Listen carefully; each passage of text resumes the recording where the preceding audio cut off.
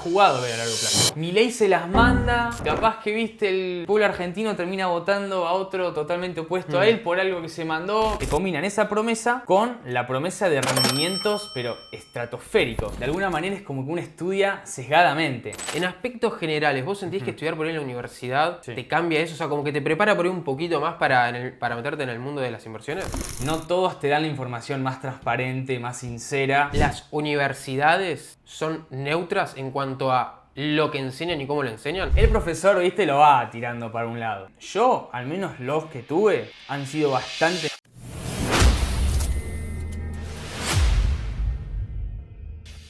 Bueno, muy bien. Estamos en el primer video de este canal, que va a ser un formato de una especie de entrevista. Tipo podcast. Claro, sí, algo así. Donde yo voy a presentarme un poco quién soy, pero a la vez, nada, ver cosas sobre economía, inversiones, finanzas, desde mi punto de vista, pero también desde lo que pueda aportar. Vamos a empezar por lo básico. ¿Quién sos? Ok. ¿Tu nombre? Mi nombre es Enzo Micucci, tengo 21 años. Hace 5 años que empecé a interesarme en todo esto del mundo financiero. Y bueno, y justamente eso fue lo que me hizo empezar a estudiar economía. Ya estoy en mi 4.º año. ¿Dónde estudias economía?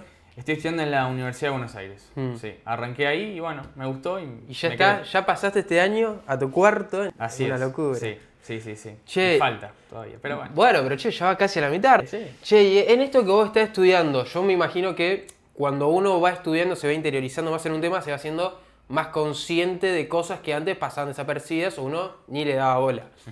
En esto que vos empezás a estudiar, que uno empieza a ver, calculo yo, teoría, práctica, Sí. ¿sentís que por ahí esto de informarte, interiorizarte, estudiar, te hizo más libre o te hizo como dar conciencia de qué tan jodidas están las cosas hoy por hoy, por lo menos acá en Argentina? Yo la verdad creo que las dos cosas, no sé si te puedo responder eso, pero las dos cosas, porque al principio te hace sentir de alguna manera más libre porque aprendés cosas que la gran mayoría de gente no sabe, entendés cómo se mueven las variables macroeconómicas, pero ¿qué pasa? Al saber más es como que vas tomando conciencia de los mayores riesgos que hay.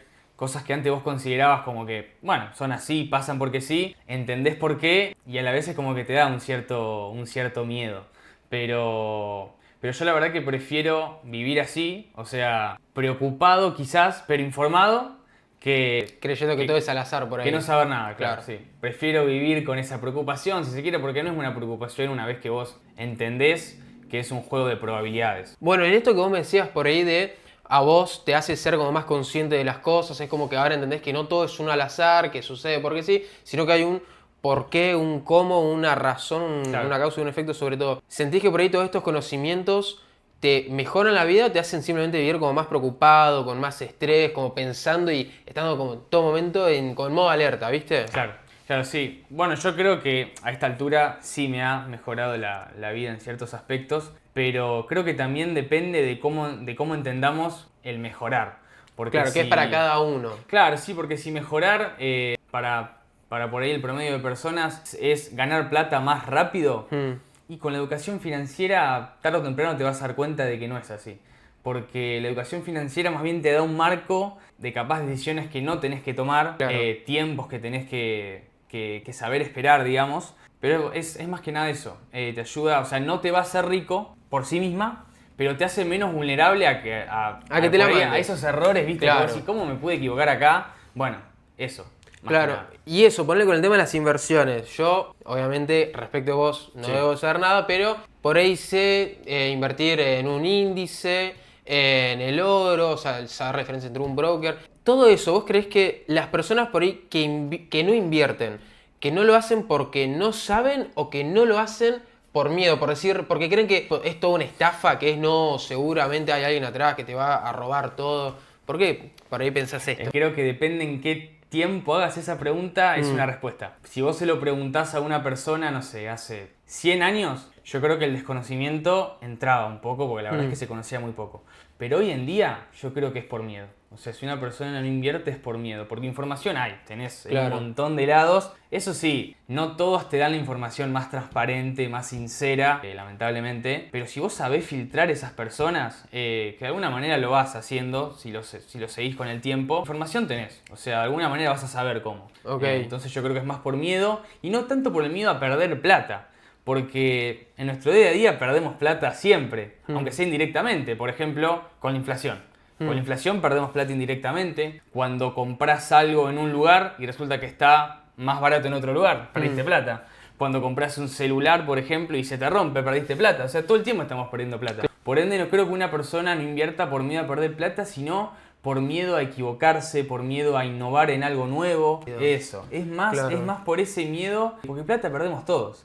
Lo que tienen las inversiones es que por ahí perdés plata de golpe. No sé, pusiste plata y de $100, pum, bajó. Depende en qué comprás, a veces puede ser en una hora, a veces puede ser en una semana, pero la terminás perdiendo. Yo creo que es más por eso, es ese miedo a innovar en las nuevas formas que tiene el dinero. Y vos, con esto que me decís, ¿vos pensás que por ahí hay gente de cierta categoría específica, términos de edad, lo que sea, que no le convenga invertir? Quedaría lindo decirte que no, que invertir es para todos, que todos pueden, que si bien la acción en sí de invertir, a ver, cualquiera lo puede hacer, es simple. Pero yo creo que primero, antes de invertir, uno tiene que conocerse a uno mismo, conocer cómo controla sus emociones, si le agarra mucha ansiedad, si con cada movimiento del mercado no puede dormir, le agarra estrés. Yo creo que eso hay que tenerlo en cuenta. Claro, si está tipo alguien todo el tiempo pendiente de a ver si sube o si baja, y eso también deriva en entender que bueno, que justamente el mercado sube, baja, puede pasar lo que sea, pero que uno no puede estar todo el día Tal cual. Si bien esto que voy a decir quizás a alguno le parezca que sí o que no es medio polémico, pero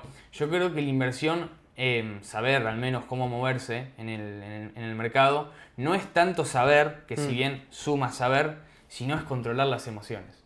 Es lo más difícil. Yo creo que he tenido mayores decisiones equivocadas por las emociones por impulso, que por desconocimiento. Por no confiar en el método que yo había analizado, había dicho, bueno, yo compro acá, vendo acá, y en vez de seguir esa ruta por emociones, por sentir que me había equivocado, que había hecho algo mal, bueno, termino cerrando la operación en pérdida y...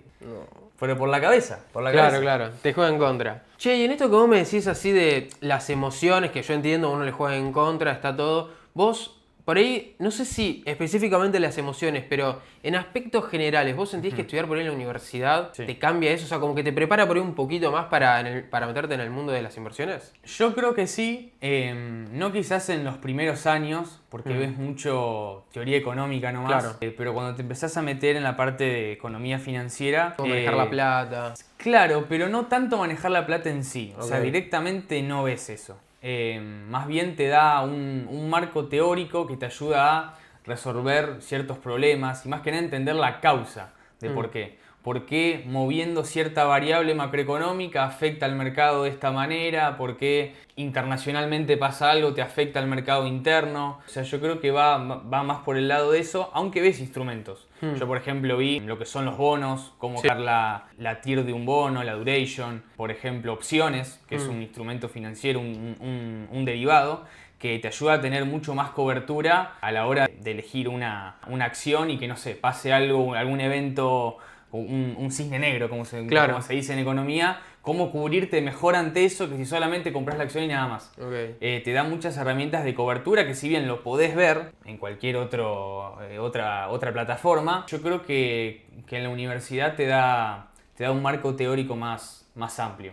Vos hablaste recién, hace 2 segundos mencionaste la palabra bonos. Para el que no sabe, muy resumidamente, ¿qué sería? Un bono es básicamente deuda, deuda que toma el gobierno para financiarse, donde te va pagando cupones. Por mes vos le das tu plata para que el Estado se financie y cada mes, aunque suele ser semestral, te va pagando cupones, que son como mini porciones de lo que vos invertiste, y por lo general, al final, cuando vence ese bono, vence esa deuda, el Estado te paga el último cupón y todo lo que vos invertiste al principio, el capital que vos invertiste. Es básicamente eso. Claro, Vos dijiste al principio de este podcast que estás estudiando en una facultad, ya pasaste a 4º de año, pipí, cucú, todo re bien. Hoy por hoy hay una realidad, creo yo, que es que en internet, para bien o para mal, se puede hacer, conocer y ver de todo. Exacto, sí. ¿Vos considerás, ya estando de nuevo en 4º año, que si no existiera la facultad hoy por hoy, o si por ahí hace 4 años no hubieras elegido empezar una facultad, todo el conocimiento que tenés hoy lo podrías haber adquirido igual, con mayor o menor dificultad, pero eso cómo habría sido por ahí? Yo creo que sí, hubiera encontrado gran parte de lo que se ve en la facultad, porque de alguna manera está todo publicado en internet lo que ves en la facultad. Ok. Lo que sí creo que en internet está todo mezclado. Está todo mezclado, está, si bien ahora con capaz ChatGPT te lo puede llegar a ordenar, pero al menos a mí me gusta más cómo está ordenado en la facultad.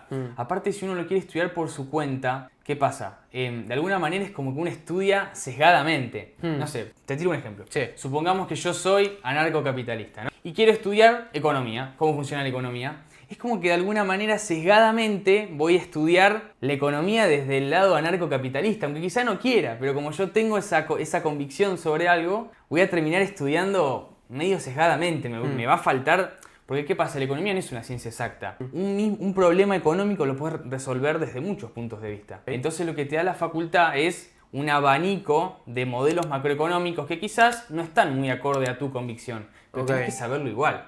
Tenés que saberlo igual, una para entender a la otra persona que piensa distinto. Y otra para que capaz uno puede estar equivocado. Es así, un economista puede estar equivocado en un punto o puede pensar algo en un momento, depende qué cosa, ¿no? Sí, sí, sí. Pero, y capaz en otro momento de la historia económica piensa otra cosa. Y bueno, está bien. Entonces, a mí al menos me gustó cómo está estructurado en la facultad. Pero insisto, lo podés ver por tu cuenta, pero para mí vas a tener un sesgo. Claro, hoy por hoy, porque uno está acostumbrado a ver en redes como que siempre hay discusiones, pero heavy, tipo que por ahí ya nos vamos a las manos, y totalmente o de extrema izquierda o de extrema derecha. ¿Vos considerás que por ahí, hoy por hoy, las universidades son neutras en cuanto a lo que enseñan y cómo lo enseñan?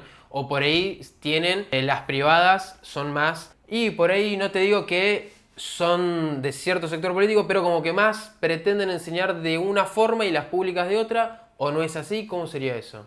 A ver, obviamente el ideal sería que fueran neutras, porque como te digo, ningún modelo económico es perfectamente correcto en todo. En la experiencia que tuve en la UBA, a ver, de alguna manera depende del profesor, porque si bien sigue un plan con respecto a los materiales, claro. el profesor, viste, lo va tirando para un lado.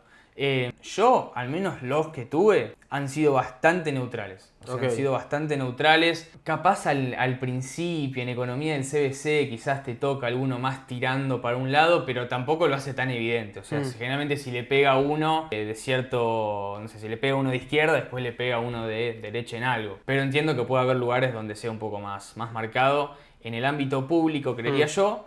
Pero en el privado capaz que sí, aunque entiendo que en el privado probablemente sea más neutro, pero bueno, yo creo que va más por ese lado. También, por ejemplo, viste cuando hay alguna elección, suelen empapelar todo. Bueno, eso sí está. Lo de empapelar toda la facultad con lo de algún partido preponderante que por lo general suele ser de izquierda o algún partido tirando de ese palo, eso sí, suele estar. Pero en lo que hablamos de los profesores, la verdad que yo con eso no me puedo quejar.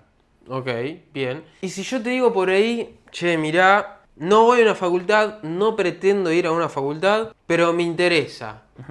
Me interesa la economía, me interesan por ahí, no sé, las criptos, me interesa conocer por lo menos por arriba, ¿viste? Como para no sentir que estoy sesgado. ¿Qué por ahí libro me recomendarías para eso? A mí soy una persona que me gusta leer. ¿Qué libro me tirás para ir por ese lado de economía? Como un tier list.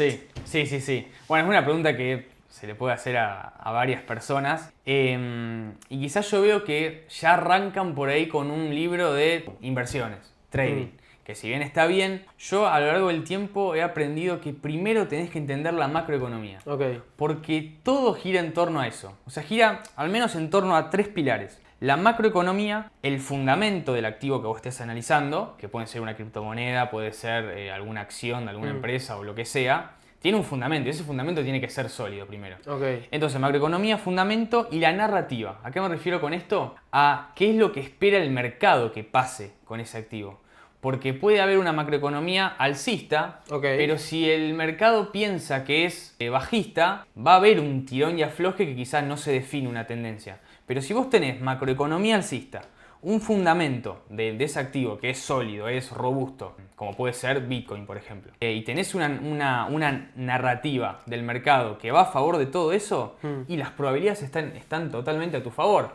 Puede fallar, porque la realidad es que el mercado hace lo que quiere. Entonces, para esto un libro que a mí me ayudó mucho a entender esto, cómo se mueve el dinero, porque todo medio que gira en torno a cómo se mueve el dinero de las manos grandes, cómo van haciendo las transferencias de, no sé, en un momento están invertidos en oro, después pasan a la plata, después pasan a estar líquidos, porque ven que hay mucha incertidumbre, pasan a estar líquidos, están comprando Bitcoin a patadas, como está pasando hoy en día con las empresas, los gobiernos.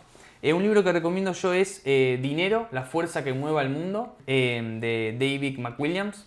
Es un libro que la verdad te ayuda a entender un poco eso, de no ir de lleno a las inversiones directas, sino entender la macroeconomía a nivel global, si se quiere. Y está en un lenguaje que a mí al menos me pareció bastante didáctico, fácil de entender. Para alguien que no entienda un vocabulario técnico de Tiene sus economía. conceptos, pero a lo sumo lo buscás, que es exactamente cada cosa y lo terminás entendiendo. A mí la verdad que me gustó mucho y me abrió un poco la cabeza por ese lado. Ahora, yendo directamente al trading, como hablábamos recién de las emociones, Trading en la Zona, de Mark Douglas, librazo. Ese libro te ayuda a entender realmente cómo la mente te juega en contra y a confiar realmente en tu método. Si vos tenés un método que ya lo desarrollaste, lo probaste, ¿por qué vas a dudar? ¿Entendés? Y pasa, la realidad es que pasa. Uno puede tener 10 años de experiencia y aún así, claro. aunque fue 10 años rentable, dice, no, este método me parece que hasta acá llegó y la mente te termina ganando. Le pasa a los grandes inversores. La idea es que te pase poco, pero puede seguir pasando. Y por último, uno que me ayudó a ver el trading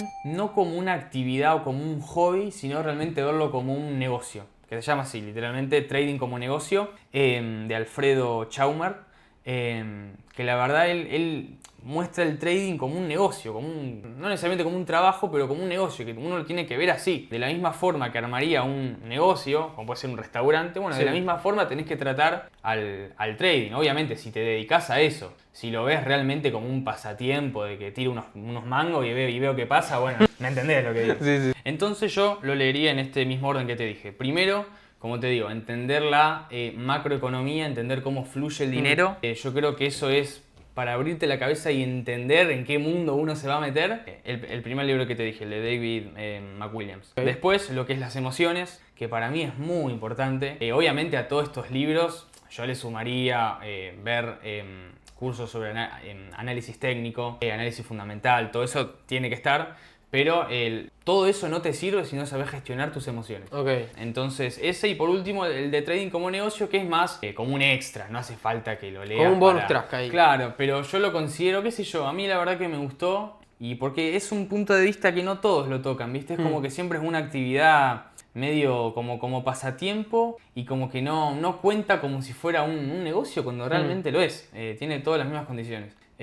Así que bueno, esos serían mis libros. Bueno, y sacando el tema de los libros, por ahí hay algo más común, creo yo, que es el uso de las redes, ¿no? Hoy por hoy la realidad es que los libros no juegan un papel, creo yo, muy importante, porque todo el tiempo, y más, creo que todos los días es más frecuente el uso del celular.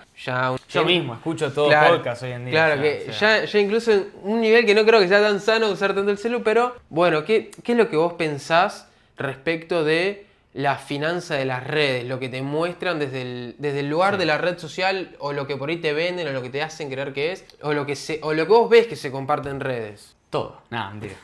Pero con respecto a lo que decías de los libros, yo creo que sí, es cierto, cada vez se lee menos, pero también porque todo lo que a veces uno quiere consumir te viene en formato digital. Claro. Entonces, de alguna manera es como que nos van llevando hacia eso. Y con respecto a los divulgadores, si se quiere, de finanzas, claramente no es que me molesta nada lo que hagan ellos.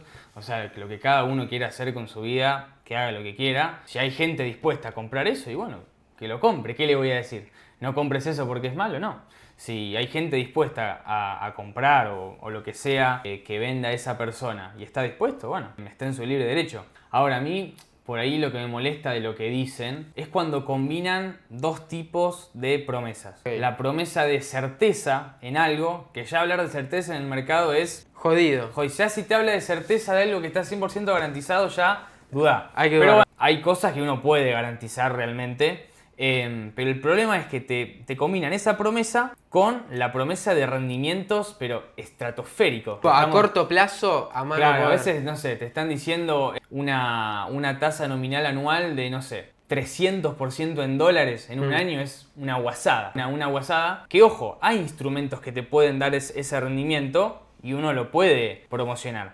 Pero el tema es que uno tiene que saber el riesgo que implica. Claro. ¿Entendés? Uno puede dar certeza sobre otro tipo de instrumentos, que por lo general son renta fija, donde no estás expuesto a tasas variables. Y ahí sí podés tener un rendimiento tranquilamente aceptable y seguro, donde vos podés dar esa garantía. En cambio, en instrumentos que tienen un rendimiento ya de 3 cifras, tenés que... Debe ser arriesgado, claro, a más no poder. Alguna criptomoneda, alguna acción. Exacto, generalmente son alternativas. Claro. Criptomonedas alternativas que muchas veces, como habíamos hablado antes, el fundamento. ¿Cómo está el fundamento de esa rentabilidad? Aparte, ¿qué pasa?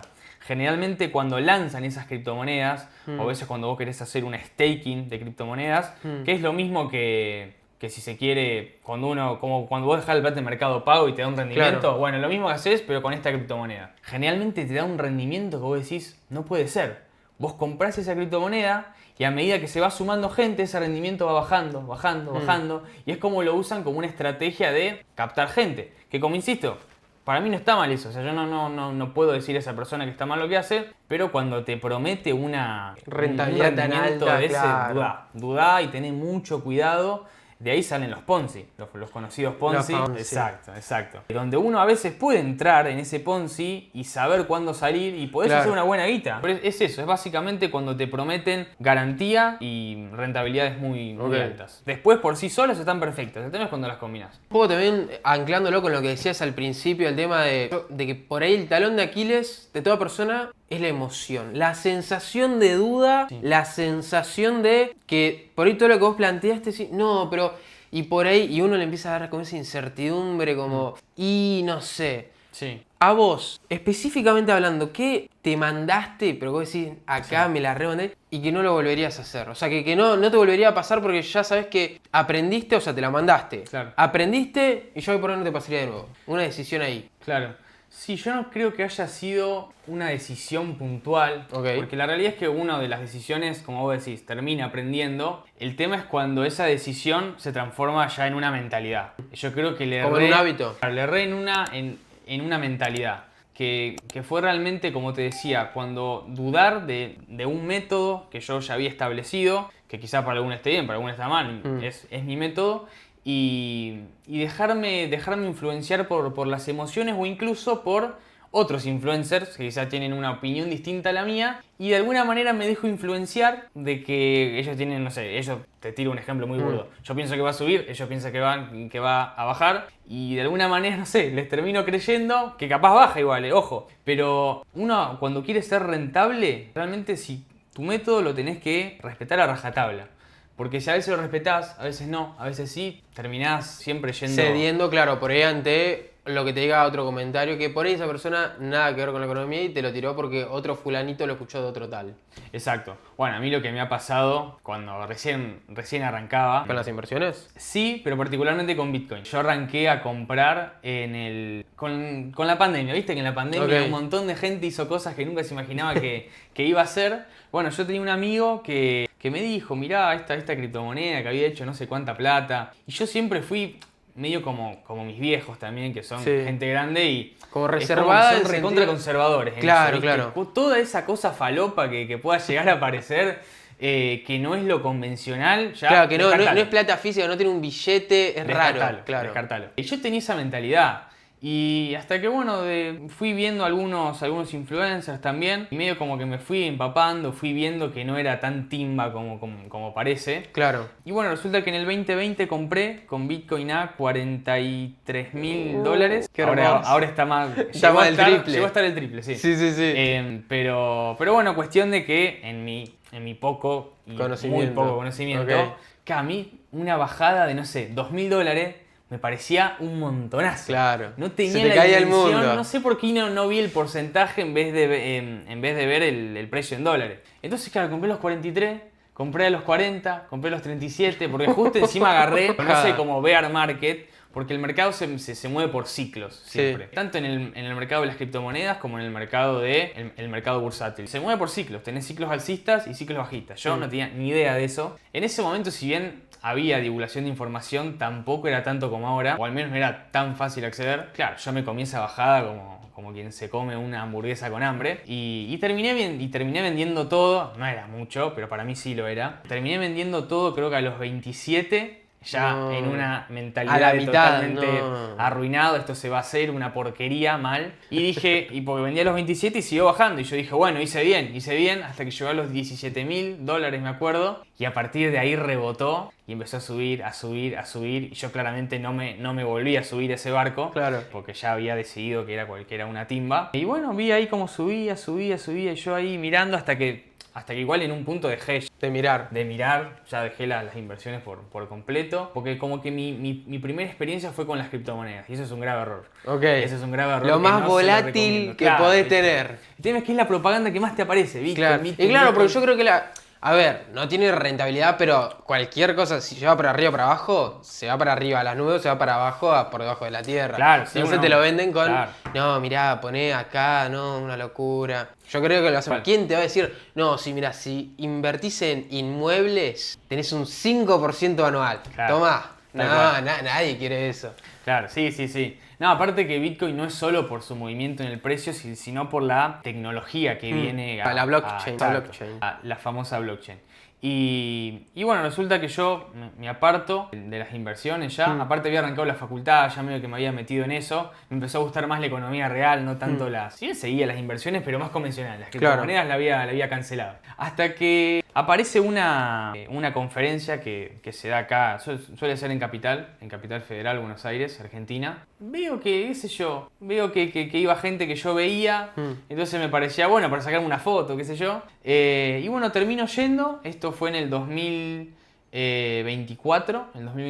Voy a esa conferencia y como que me vuelve a agarrar esa chispa, que era toda una conferencia de criptomonedas. Entonces me vuelve a agarrar esa chispa y bueno, ni bien terminé esa conferencia, volví a comprar Bitcoin. No. Compré Bitcoin a 78. Tomá. Había estado lateralizando un montón de tiempo justo cuando asume Trump. Entonces cuando asume Trump, claro, como era un presidente pro cripto, claro, Bitcoin despega, después de venir de una lateralización terrible, despega hasta llegar a los $126.000, una locura. Pero si yo tuviera que decir mi peor decisión financiera, te diría tomar decisiones sin entender cómo iba a reaccionar yo emocionalmente. O sea, yo como que todas las decisiones que tomaba eran siempre pensando si todo salía bien. Ok. Si todo sale bien, pasa esto. Si todo sale bien, pasa esto. Pero también pensar Claro, en... Nunca tenías planes de contingencia Claro. por sí. Exacto, entonces me pasó de perder plata que no debería haber perdido, que necesitaba. Y ahí es donde entendí, ¿no? Que siempre tengo que usar plata. Obviamente que todo el mundo necesita la plata que tiene, pero tenés un colchón y un margen donde te podés mover en decir esta plata la puedo perder y Claro. no me afecta tanto. Claro. Bueno, Jenny, a ver, yo considero que justamente Argentina por ahí es un país donde, bueno, entre Milei, Cristina, todos los gobiernos que entran y salen, es como medio un circo, me parece. Sí, ¿En qué sí. sentido? En el sentido de como que todo cambia. Ah. Es o un extremo o el otro. Y yo creo que eso por ahí varía un poquito bastante en cómo un economista justamente maneja su economía en Argentina. Vos como economista ahí, ¿cómo te manejás en ese sentido? O sea, en un país justamente como Argentina que cambia todo y que no sabes si ahora en 2 años o sigue Milei o Total. alguien de esa rama o asume, no sé, Kicillof, por decir algo. Yo no. Pero bueno, yo creo que ahí diste en la tecla con algo que más o menos dijiste, lo que engloba la palabra, que es la palabra adaptación. O sea, Ok. yo creo que la clave es saber adaptarte. Porque justamente hablábamos de que si uno tiene un método, tiene que seguirlo a rajatabla. Bueno, en el caso de Argentina, a ver, Una el rusa. método sí, pero tenés que tomar mucho el contexto nacional y cualquier noticia que haya, anotala y tenerla en cuenta. ¿Y a qué voy también con lo que decías, con respecto a los gobiernos? Lo que tiene Argentina es que, bueno, últimamente estamos cambiando de un gobierno de izquierda a uno de derecha, que vuelve al de izquierda, que vuelve al de derecha. Pero, ¿qué tiene? Vamos a tomar de ejemplo, no sé, el gobierno de Mauricio Macri, que podría llamarse de derecha, después de como a Macri le va medio mal en las elecciones, porque había terminado medio mal su gobierno, asume Alberto. Se podría decir un partido de izquierda. Estoy diciendo medio extremo para que sea más fácil de entenderlo. Resulta que el gobierno de Alberto, bueno, le pasa la pandemia, todo mal, resulta que asume Milei. Sí. Y vos decís, bueno, Macri, Milei, 2 gobiernos de derecha, opero el mercado como si estuviera en un gobierno de derecha. Pero resulta que Milei hace cosas muy similares a las que hizo Macri, pero que las resolvió de una manera muy distinta. Por ejemplo, no sé, la quita del cepo, el blanqueo de dólares, que tuvo un éxito muchísimo mayor al de Milei. Y vos decís, ¿por qué? Y no, o sea, hay varias razones, pero uno a la hora de operar, ¿viste? Uno tampoco puede ponerse a ver todas las diferencias. Entonces, por más que un gobierno tenga la misma ideología política, tenés que ir viendo bien cómo maneja el tema económico, social, fiscal. Entonces, por eso te digo, es un terreno árido, donde tenés que saber adaptarte. Incluso si uno ve a largo plazo, como vos decías, está jugado ver a largo plazo. Sí, pero no tenés Porque nada vos no fijo, sabés, claro, no. Milei se las manda, capaz que viste el pueblo argentino termina votando a otro totalmente opuesto a él por algo que se mandó, que no digo que vaya a pasar, pero viste, es medio incierto el largo plazo. Yo si me decís Argentina y miremos el corto plazo, mediano plazo, al menos en cada gobierno, las decisiones que sean con cada gobierno. Ya es al cambio de gobierno, cuidado. Bien, y después, hoy por hoy yo creo que ya sean tus viejos o una persona que no tenga por ahí mucha noción de lo que es la cripto, lo que es un staking, lo que es una página por ahí de inversiones de inmuebles, va a lo fijo. Y yo creo que hay dos cosas ahí, está el ladrillo y el dólar, que lo tienen como Sí, tal cual. el santo, como una trinidad lo tienen. Pero Y tienen motivos para estarle igual. claro, no es que es claro, algo no fantasioso, decimos tienen que no, motivos. no decimos que no, hay que Claro, respetarlo. totalmente. Pero por ahí qué error psicológico a veces en los argentinos cuando se habla del dólar o temas del dólar, compra-venta de dólares. Sí. ¿Cómo ves eso? Bueno, sí, o sea, como te decía, yo creo que tienen razón para realmente ir a lo físico, a lo tangible, como puede ser un Claro. ladrillo, como puede ser los dólares abajo del colchón, por todas las hiperinflaciones que hemos tenido. Siempre hemos tenido inflación galopante. Yo me acuerdo de mi viejo que siempre me decía, cuando era chico ya se hablaba de inflación. O sea, mi viejo tiene casi 60 años. Entonces es como que convivimos con inflación y por eso también lo que tiene Argentina es la mayor adopción de criptomonedas. Porque justamente los argentinos buscan cómo hago para que mi dinero no pierda valor, el peso no pierda valor. Claro, incluso el poder adquisitivo, que no puede ser que si no, bueno, pero si yo lo dejo en mercado pago, naranja, me genera interés, gano plata, ¿no? Todas unas cruzadas para Sí, lograr hacer no, que pero te no. rinda unos mangos. Claro, y uno por ahí no entiende que en realidad no ganás plata. Bueno, qué sé yo, sí, perdés, pero no tanto, pero nunca en realidad ganás como Claro, tal. Por tal el cual. poder adquisitivo Es no siempre te va a perder. ir, claro.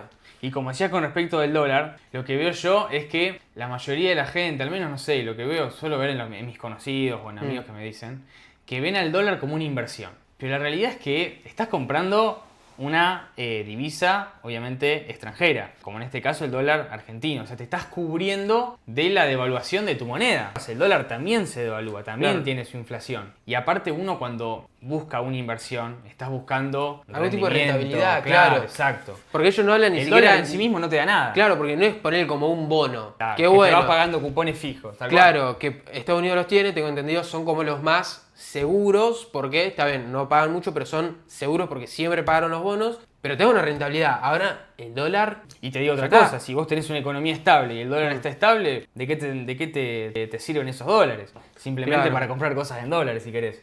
Pero yo lo veo más por ese lado.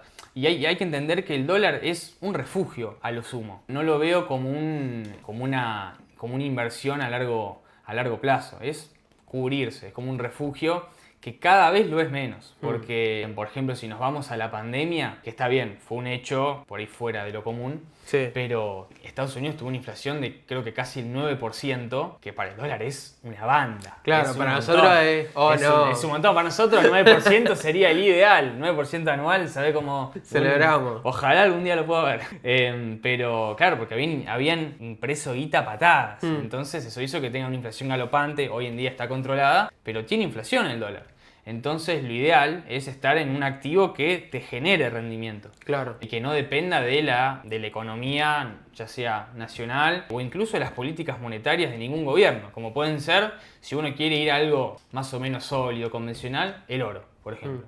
Ese es un activo que es escaso, que no lo podés fabricar, no podés imprimir oro como con la maquinita. Y bueno, a lo largo de la historia se ha ido revalorizando increíblemente. Bueno, a ver, vos por lo que me decís, si bien es verdad, uno, básicamente para, creo yo, todas las cosas de la vida, tiene que tener un justificativo del porqué, o sea, conocimiento previo. Si bien, ponele que yo lo tengo o no lo tengo, ¿con qué mentalidad, y esto por ahí un poco con lo que vos venías diciendo de por ahí sabías que era por ahí, pero dudabas, entonces Sí. retrocedías? Independientemente de la cantidad de información que uno puede saber o no, o que esté estudiando o no, por ahí con qué mentalidad tiene que ir hacia su objetivo, digamos, financiero? ¿Con qué mentalidad? Que es por ahí lo que más define todo, creo yo. Claro. Bueno, yo creo que lo primero a tener en cuenta es entender que invertir no es el primer paso. Si bien, y me explico porque entiendo que puede ser algo medio contradictorio, confuso, porque la mayoría te dice, mira, ante no saber, invertí, probá, jugátela. Que si bien está bien, cuando uno tiene, como te digo, como tenía yo en su momento, que tenía mucho miedo de todo lo que no era físico, lo que era algo muy nuevo, yo creo que antes de tomar la decisión de invertir, es como veíamos al principio, conocerse a uno mismo, conocer por ahí cuánto estrés o ansiedad le puede llegar a generar el mercado. Por sobre todo también entender por qué uno hace lo que hace. No solamente hacerlo porque otra persona lo dice, sino realmente entender el para qué. Si yo compro un activo, ¿con qué propósito lo hago? ¿Con un propósito de cobertura? ¿Con un propósito de una rentabilidad apenas por encima de la inflación, alta? Está bueno definirse todas esas cosas. ¿Sabés qué pasa a veces? Uno compra un activo. ¿Y sabés qué es lo más difícil a veces? Es saber cuándo venderlo. Porque uno dice, bueno... Lo compro barato. Claro, uno dice, comprarlo barato a veces es más fácil que venderlo caro. Porque ¿qué pasa? Vos después ponés que lo compras a un cierto precio, cualquier X activo, sube. Llega capaz a donde vos habías establecido que, bueno, a este punto vendo. Pero te empieza a agarrar ¿y si todavía sigue subiendo? Y dice, bueno, claro, lo dejo un poquito la más. avaricia, Sube un poquito más. ¿Entendés? Entonces si vos ya seteás y lo tenés que hacer a rajatabla, si llega a cierto punto, genial, llegó, tomo ganancia, clean caja, listo. Si sigue subiendo, bueno, que otra persona lo agarre. Yo hice, no sé, yo al menos a lo que me gusta aspirar es un 20%. Okay. Llega un 20% de ganancia, lo corto. Me da igual si todo el mundo dice que va a seguir subiendo, lo corto porque es algo que yo me establecí con el objetivo que tuve al comprar ese activo. Entonces una vez con esa mentalidad clara, que uno lo dice así fácil, pero después en la vida diaria real, con tu plata, cuesta una banda. Sí, o bien cuesta con las cuentas demo, le mandás, claro, no importa, le mandás. Entonces, si bien parece un consejo medio pavo, yo al menos, desde que lo empecé a aplicar, me podría haber ido mejor, sí, capaz que sí, pero yo voy a lo seguro. Un 20% en dólares está para mí perfectamente bien. ¿Puedo tener más? Sí, pero yo me quedo con eso. Entonces, sabiendo eso, yo creo que a partir de ahí, sí, empezaré a invertir con cosas sin mucha volatilidad, de a poco, va por ahí. Ok, ¿cuál fue tu último activo? Mirá, yo... No estamos hablando si te fue bien. No. El último, que le pusiste una platita importante. Bitcoin. Porque, ¿qué pasa? Como es el activo en el que más visión largoplacista tengo. ¿En serio? O ¿Pero sea, y la IA, nada de eso? Obviamente, compro, pero el último activo en el que yo compro, a pesar de que baje, a pesar de que se haga torta, sigo comprando Bitcoin. En cambio, la burbuja de la inteligencia artificial, que le digo burbuja porque para mí en algún momento... ¿Para vos está con un sobreprecio? Yo creo que sí. ¿Lo ves? Hace poquito salió la noticia de que Elon Musk es la persona más rica del mundo. Sí. Incluso supera el PBI de Argentina. O sea, es una absurda locura el patrimonio de ese hombre. Y él básicamente lo tiene por la inteligencia artificial, todo lo que es Tesla y todas sus otras empresas. Yo, en algún punto, a ver, si bien yo creo que estamos en las puertas de la IA, es algo que recién se ve, siento que fue un poco abrupta la subida. O sea, vos ves todas las empresas de inteligencia artificial. Iría con cautela. No sé si entrar ahora y estás medio tarde para mí. Y por ahí puede ser. Yo esperaría una corrección. Por eso, como te decía, yo en un momento ahora estoy con bastante liquidez. No estoy invertido en tantos activos. Ni siquiera conservadores, como quien dice, muebles, oro. Sí, eso se podría decir que sí. En todo lo que yo tengo una visión largoplacista, lo sigo teniendo, que no son muchos activos, son los que fuiste diciendo vos. Bitcoin, oro, plata, petróleo. Son básicamente esos activos que no dependen de la política monetaria de ningún gobierno. Insisto con eso porque es la clave. Entender que obviamente puede haber noticias que le hagan algún mechazo para arriba, un mechazo para abajo, pero la tendencia, si la macroeconomía, los fundamentos, si la narrativa es alcista, podrá tener mechazos, ida y vuelta, pero la tendencia va a ser alcista. Me quedo en esos activos. Ya el resto, que tiene más volatilidad, como la inteligencia artificial, lo que vos decías, por ahora lo tengo en liquidez. Yo ya me fui. No es una recomendación de inversión, al igual que todo lo que hablamos en este video. Es simplemente mi experiencia y lo que pienso. Ok. ¿Y esto ahora cómo sigue? O sea, ¿cuál es la finalidad por ahí de este canal, de este espacio? ¿Qué es lo que sigue para Encito? Claro, la realidad es que tampoco te puedo decir que está recontra definida porque es algo que arrancó hace poco. Algo que nunca lo hacía porque pensé que no iba mucho conmigo, pero a la vez cuando vi a gente que lo hacía decía, quiero ser como él, ¿entendés? Quiero hacer lo que él hace. Obviamente que no estoy descubriendo la pólvora con lo que digo. Claro. Claramente, pero lo que sí veo es que no se habla tanto de la parte macroeconómica. Ok. Es como que uno va a la inversión pura y dura, si bien ves un poquito el contexto macroeconómico, a mí me gusta verlo casi que opero, todo lo que las decisiones que tomo son por macroeconomía. Ok. Si bien hago análisis técnico, miro los gráficos, la última decisión la tengo por la macroeconomía. Si está Ok. alcista, si está bajista, si hay mucha liquidez en el mundo. Yo me fijo un montón en la liquidez. ¿A qué me refiero con la liquidez? La plata en mano. Claro, la plata en mano que está circulando en el mundo. Si los gobiernos empiezan a imprimir y la liquidez fluye, significa que las personas tienen más plata para gastar. Y eso por lo general suele ir en activos de mayor riesgo. Yo no sé, por ejemplo ahora está yendo mucho al oro, capaz. Por eso subió tanto este año. Pero llega un punto que esas personas se van del oro y mutan quizás a otro activo. Una Yo estar cripto. atento, claro. Por lo general pasa del oro, después se va a la plata, después se va a muchos activos, pero capaz se puede llegar a ir al Bitcoin, después Sí. se va a Ethereum, ya criptomonedas un poco más volátiles, y va así fluyendo el dinero. De lo más conservador a lo más volátil. Entonces, si uno está atento a ese cambio A esas de manos, monedas, claro.